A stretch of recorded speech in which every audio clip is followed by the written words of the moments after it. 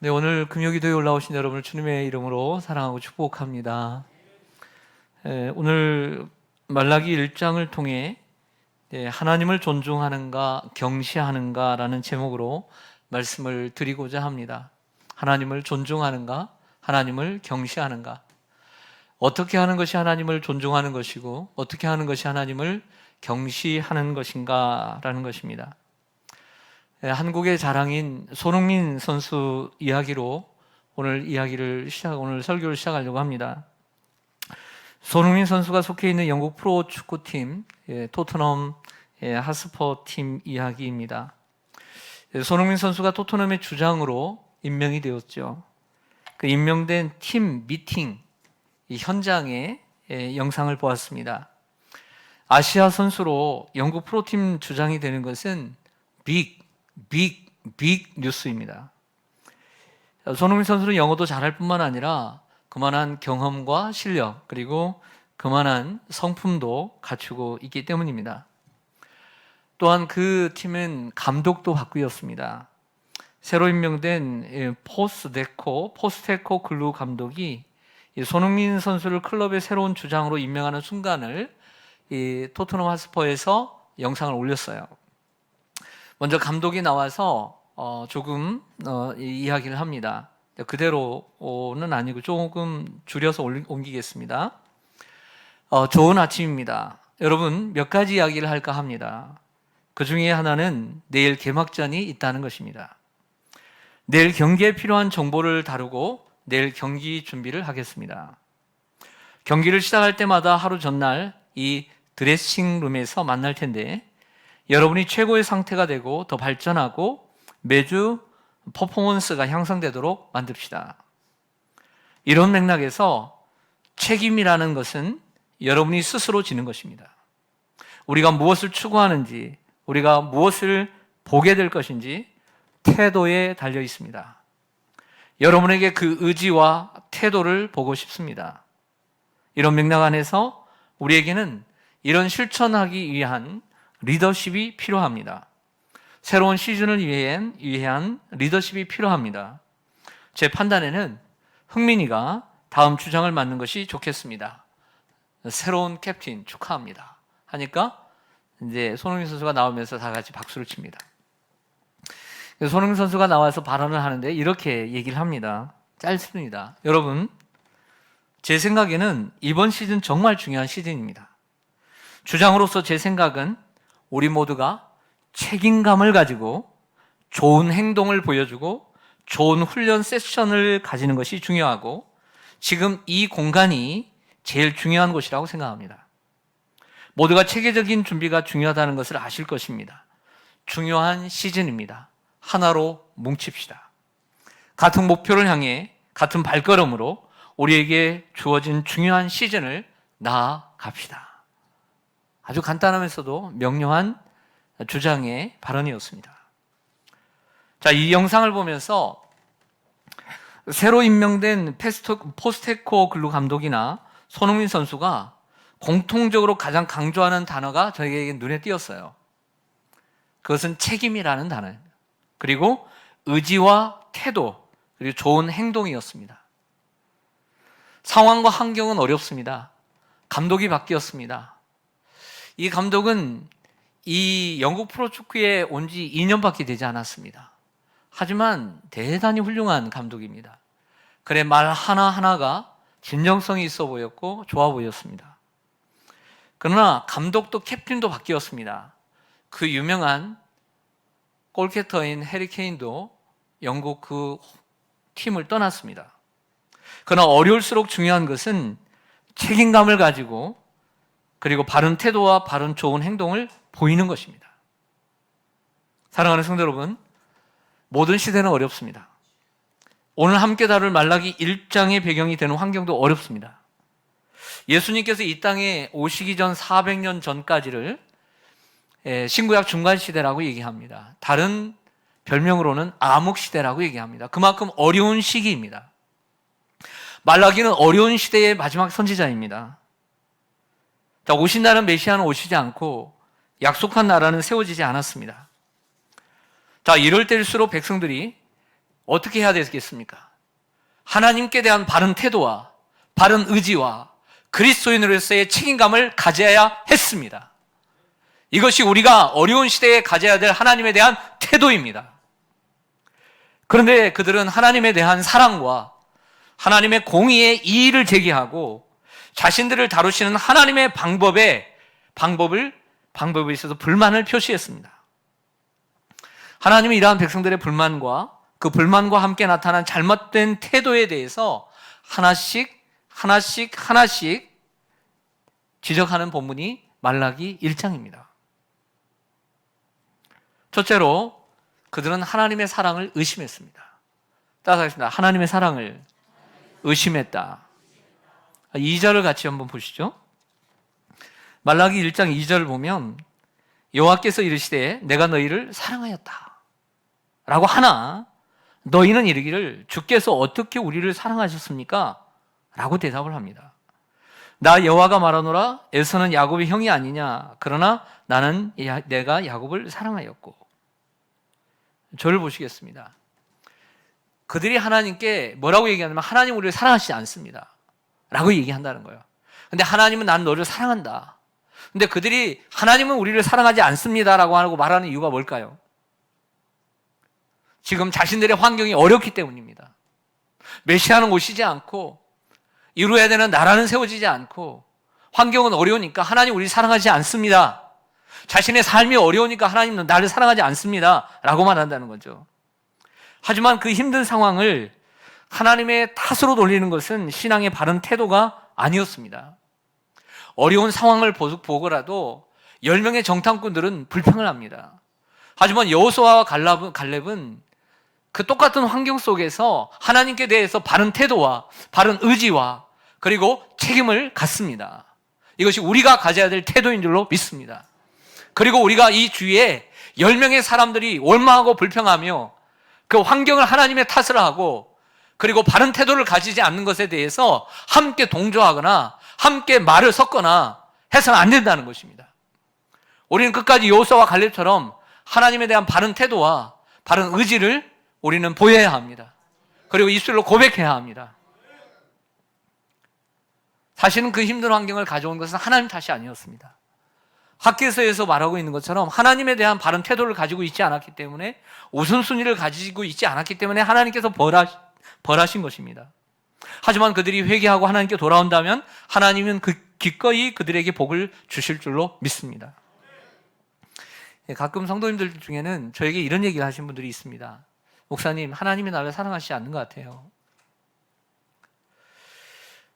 왜 그런 얘기를 하냐면 자신의 뜻대로 되지 않고 기도의 응답이 되지 않고 삶이 어려울 때 이런 말들을 내뱉습니다.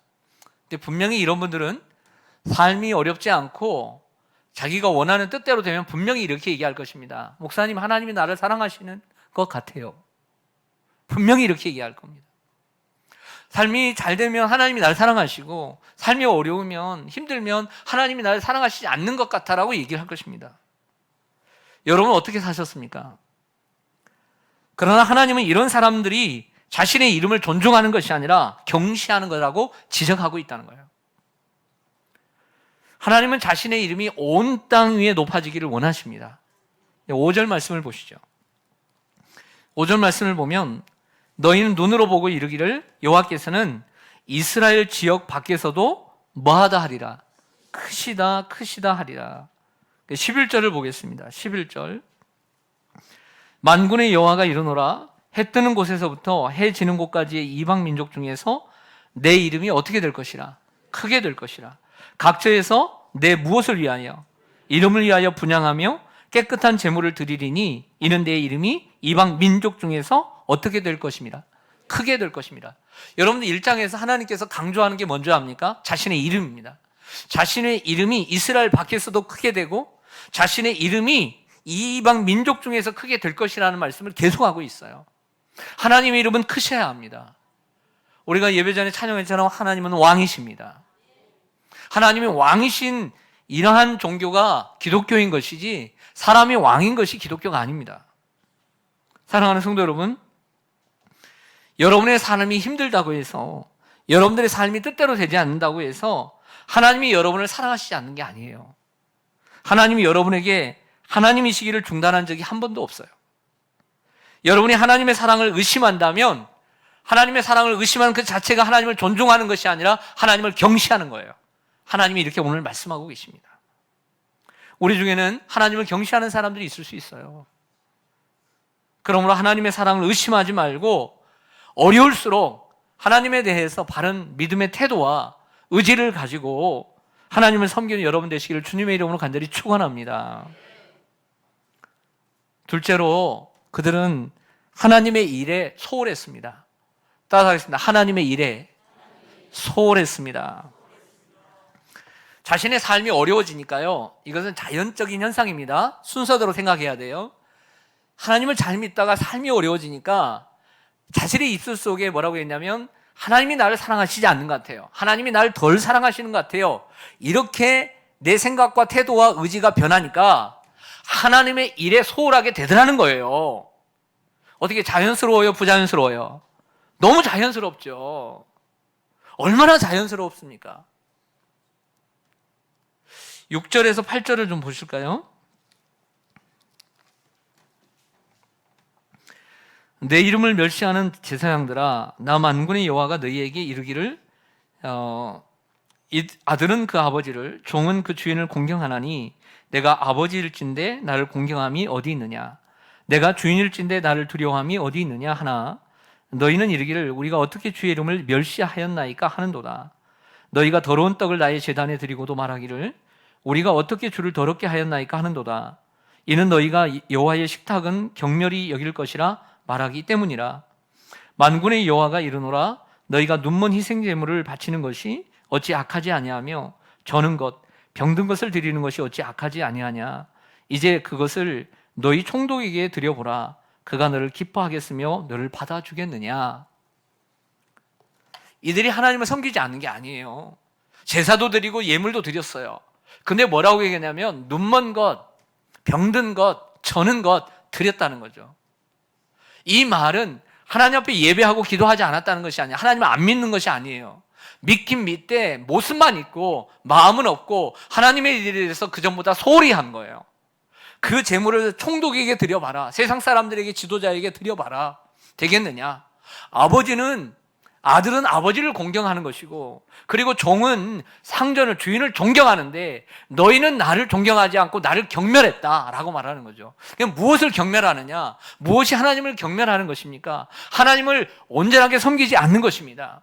하나님의 일을 하긴 하되 예배를 드리긴 드리되 소홀히 드리는 것입니다. 하나님을 믿되 온전히 믿지 않는 것입니다. 하나님은 그것을 나를 경멸하는 것이다 라고 말하는 것이죠. 온전한 제물을 드리지 못하는 것도 하나님을 경멸하는 것이다 라고 말을 하고 있는 것입니다. 이스라엘 백성들은 삶이 어려워지고 자기 뜻대로 되지 않자 하나님을 섬기는 태도가 달라졌습니다. 여러분 그렇잖아요. 여러분들도 리더의 자리에 있다면 많은 팔로워들이 있을 것입니다. 만약에 여러분들이 CEO라면 많은 직원들이 있을 것입니다. 직원들이 좋을 때는 좋은 태도를 가지고 일하죠. 그러나 태도가, 마음이 달라지면 일하는 태도가 달라지는 거예요. 우리가 하나님을 믿는 것도 태도가 좋으면 잘하는 것이죠. 그러나 마음의 태도가 달라지는 순간 완전히 다 달라져요. 정말 태도가 중요해요.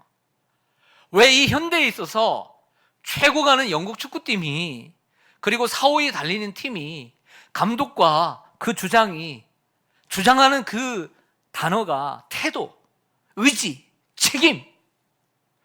이렇게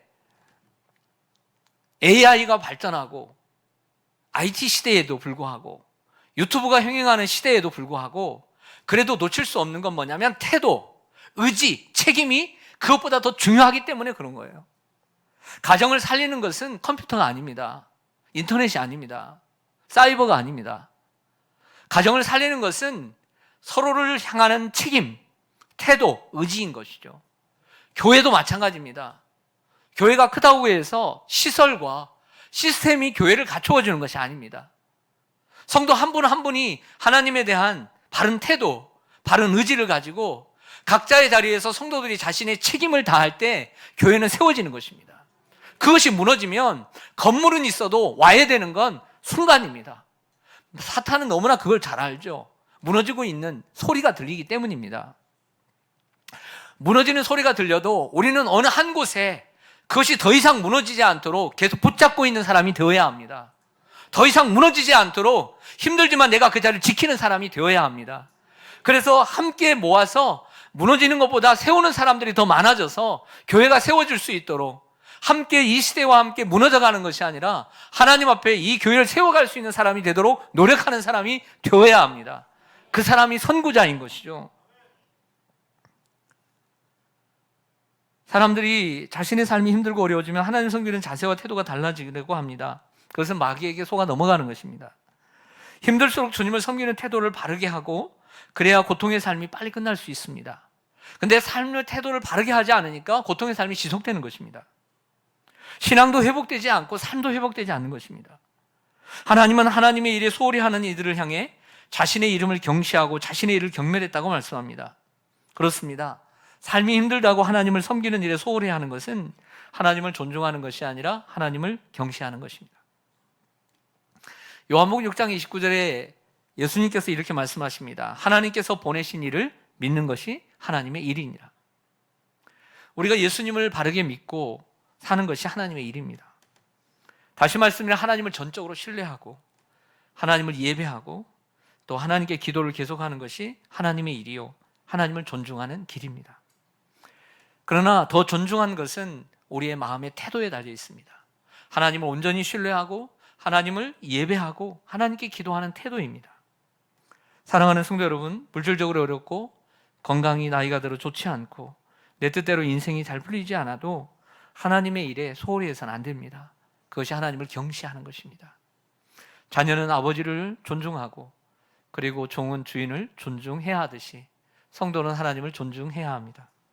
셋째로 그들은 최선보다 못한 것을 드렸다라고 얘기합니다. 따라서 하겠습니다. 최선보다 못한 것을 드렸습니다.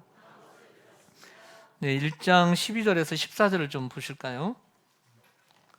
1장 12절부터 제가 읽겠습니다. 그러나 너희는 말하기를 여호와의 식탁은 더러워졌고 그 위에 있는 과일 곧 먹을 것은 경멸이 여길 것이라 하여 내 이름을 더럽히는도다. 만군의 여호와가 이르노라 너희가 또 말하기를 이 일이 얼마나 번거로운고 하며 코웃음치고 훔친 물건과 저는 것 병든 것을 가져왔으니라. 너희가 이같이 봉헌물을 가져오니 내가 그것을 너희 손에서 받겠느냐? 이는 여호와의 말이니라. 짐승떼 가운데 수컷이 있거늘 그 서원하는 일에 흠 있는 것으로 속여 내게 드리는 자는 저주를 받으리니 나는 큰 임금이요 내 이름은 이방 민족 중에서 두려워하는 것이 됨이라. 만군의 여호와의 말이니라. 아멘. 이스라엘 백성들은 남에게는 친구에게는 절대로 주지 않을 음식을 상한 짐승을 하나님께 제물로 바쳤습니다. 심지어 훔친 물건까지 그리고 저는 것 병든 것을 제물로 드리기까지 했습니다. 그들은 하나님께 최선을 다해 드리지 않았습니다. 하나님이 무슨 얘기냐면 최선의 것을 드리지 않았다는 것은 그들의 삶의 우선순위가 하나님께 없다는 거예요. 최선의 것을 드리지 않았다는 것은 삶의 우선순위가 하나님께 없다는 거예요. 자, 그 이유를 설명할 수 있는 가장 중요한 단어가 나옵니다. 그것은 13절에 나오는 번거롭다는 단어예요. 하나님을 섬기는 게 번거로워요. 하나님께 최고에 드리는 것을 번거롭게 됐어요. 그래서 번거롭게 하며 혼자 코웃음을 쳐요. 여러분, 하나님께 나아가 저를 보시죠. 우리가 하나님께 나아가 하나님을 섬기고 또 하나님을 예배하고 또 맡은 사명을 다합니다. 그런데 이렇게 하는 일이 번거로워졌다라는 것은 무슨 뜻일까요? 다른 번역본들을 종합해 보면 번거롭다라고 하는 새로운 동의어는 귀찮다라는 거예요. 귀찮다. 예배 드리는 게 귀찮아. 금요 기도에 올라오는 게 귀찮고 새벽 기도에 나오는 게 귀찮고 남들처럼 주일날 한 번 나오는 것 그걸로 족합니다. 나중에는 그것도 귀찮아질 거예요. 그리고 다른 번역성에 보면 실증이 난다. 번거로워져서 코웃음을 쳐요. 속으로 귀찮아지고 실증이 나. 하나님을 섬기는 게 실증이 나. 마귀가 가득 차 있는 거예요. 마귀가 유혹하고 있는 거예요. 그 이유는 하나님의 사랑이 식어졌기 때문에 그래요. 하나님에 대한 사랑이 식어졌기에 하나님께 최선의 것이 아닌 차선의 것으로 드리고 있었습니다. 여러분, 누구를 사랑하게 되면 번거로워요? 번거롭지 않아요? 잘 모르시구나. 뜨겁게 사랑한 지가 오래돼가지고 뜨겁게 사랑하면 번거로워요? 안 번거로워요? 이쪽 보고 얘기해야 되는데 내가 미안합니다. 번거로워요? 안 번거로워요? 그렇죠. 안 번거롭죠. 거리가 문제가 돼야 안 돼요? 안 되죠. 횟수가 문제가 돼야 안 돼요? 안 되죠. 근데 사랑이 식으면 번거로워요? 안 번거로워요? 귀찮아요? 안 귀찮아요? 실증 나야 안 나요? 그렇죠. 결과적으로 하나님에 대한 사랑이 식으니까 귀찮고 번거롭고 실증이 난 거예요. 가장 문제는 하나님과의 사랑이에요. 이번 주일에 말씀드린 것처럼 우리의 기도의 우선순위는 예수 그리스도의 사랑을 아는 것입니다. 그 너비와 길이와 높이와 깊이를 깨달아 알아서 하나님의 충만하신 것으로 충만하게 되는 거죠. 하나님의 사랑이 얼마나 넓습니까? 우리를 포용합니다. 죄인이라도 포용합니다. 얼마나 깁니까? 순간적으로만 우리를 사랑하는 하나님은 영원토록 사랑하십니다. 얼마나 높습니까? 지옥에서만 건져주신 것이 아니라 하늘 높이 올리셨습니다. 얼마나 깊습니까? 자신이 십자가에서 죽으셨습니다. 그런 사랑을 어디서 만날 수 있습니까?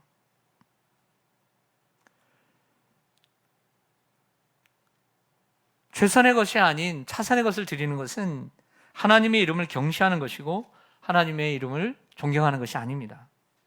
갈라디아서 6장 7절에 바울은 갈라디아 교회 성도들에게 이렇게 말하죠. 스스로 속이지 말라. 하나님은 만홀히 여김을 받지 않는다. 업신 여김을 받지 아니하시나니 사람이 무엇으로 심든지 그대로 거두리라. 하나님은 속는 분이 아니에요. 하나님은 정확히 아시는 분이십니다. 사랑하는 성도 여러분, 하나님께 나아가는 것이 번거롭고 혹은 실증이 나고 귀찮아졌다는 것은 하나님에 대한 사랑, 십자가에 달리신 예수님의 그 희생적인 사랑을 잃어버렸다는 거예요. 다른 말로 하면 하나님에 대한 생각이 소홀해졌고 하나님을 섬기는 자세와 태도가 변질되어져서 잘못되었다는 것입니다.